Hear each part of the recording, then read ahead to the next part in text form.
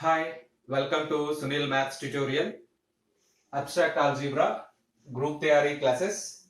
In this class, we prove two theorems. First one, if capital H is a normal subgroup of a finite group capital G, then order of G by H is equals to order of G by order of H. Simple. Order of the quotient group is equals to order of the group divided by order of the subgroup. What is the order of the group? The number of distinct elements in capital G. What is the order of the group? The number of distinct elements in the group is known as order of the group. So let us prove this theorem. Capital G be a finite group. Capital G be a finite group. What is finite group?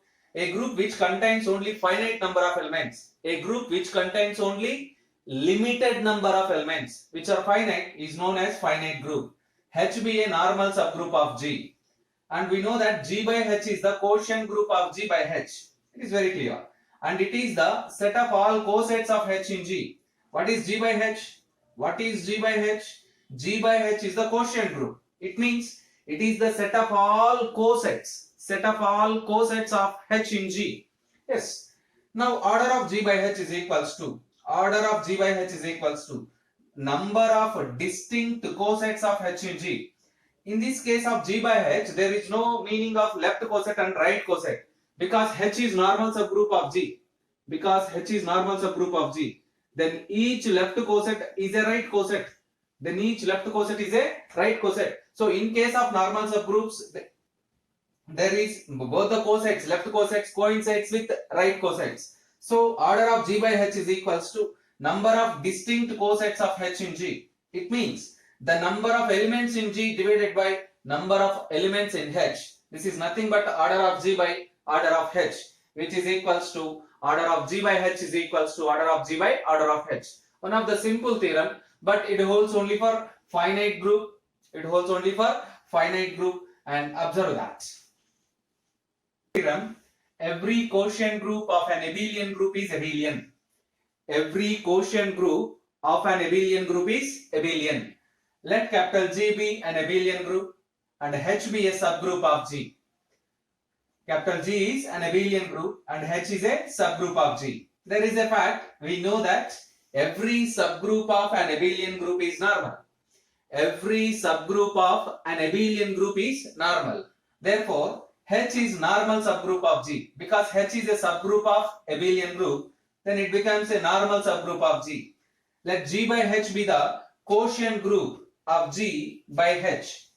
Let G by H be the quotient group of G by H. Take any two elements, A comma B belongs to capital G. Let us take any two elements, A comma B belongs to capital G, which implies as AB is equals to BA, because capital G is abelian. Capital G is abelian group. Therefore, AB is equals to BA.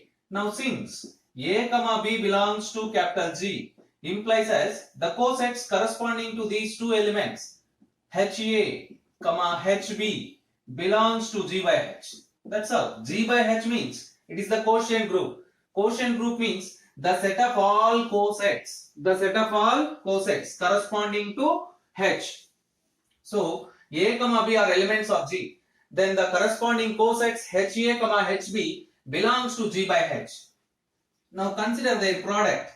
HA into HB is equals to, we know that the product of cosets is like defined like this, HAB.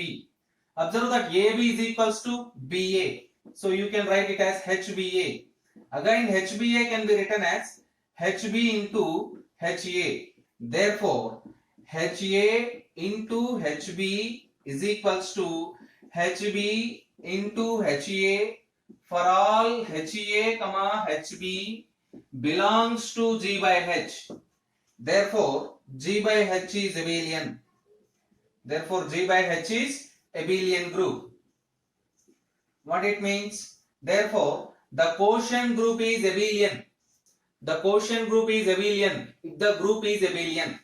The quotient group is abelian if the group is abelian. This completes the proof, hence proved. Right, let us make a note point.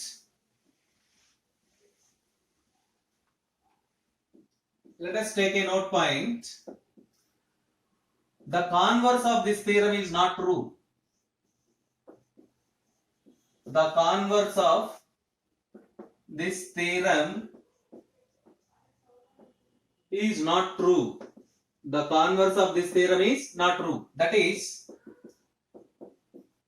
if G by H is abelian, if G by H is abelian, then G need not be abelian. G need not be abelian. Observe that. If the quotient group is abelian, then the group need not be abelian. But if the group is abelian, then the quotient group is also abelian. Observe that. Next problem. If capital H is a subgroup of a group G such that x square belongs to H for every x belongs to G, then prove that H is normal in G, not Z. H is normal in G. So let us solve this problem. Let capital G be a group. Let capital G be a group and capital H be a subgroup of G. Capital H be a subgroup of G such that it has one property: x square belongs to H for every x belongs to G. X square belongs to H for every x belongs to capital G. For every x belongs to capital G. We have to prove that H is normal in G. We have to prove that H is a normal subgroup of G. H is normal subgroup of G. For this, take x belongs to capital G and G is a group. What it means? X inverse also belongs to capital G. X inverse also belongs to capital G. Now consider one calculation. X into x square into x inverse. Consider x into x square into x inverse. Consider x into x square into x inverse. Its value is equals to x square can be written as x into x inverse. This process, by using associative axiom, it can be written as x into x inverse. It can be written as x square into e. It can be written as x square, which belongs to H. X square belongs to H. X square belongs to H. What is the value of x square? What is the value of x square? X into x square into x inverse belongs to H. Now you observe that. Suppose if you take that x square is equals to H. If you take that x square is equals to H, then you have x inverse belongs to H for all x belongs to capital G and H belongs to capital H. What is this? This is the condition for normal subgroup. Therefore, capital H is a normal subgroup of G. Capital H is a normal subgroup of capital G. Observe that. So every subgroup which satisfies the condition x square belongs to H for every x belongs to G must forms a normal subgroup of the group G.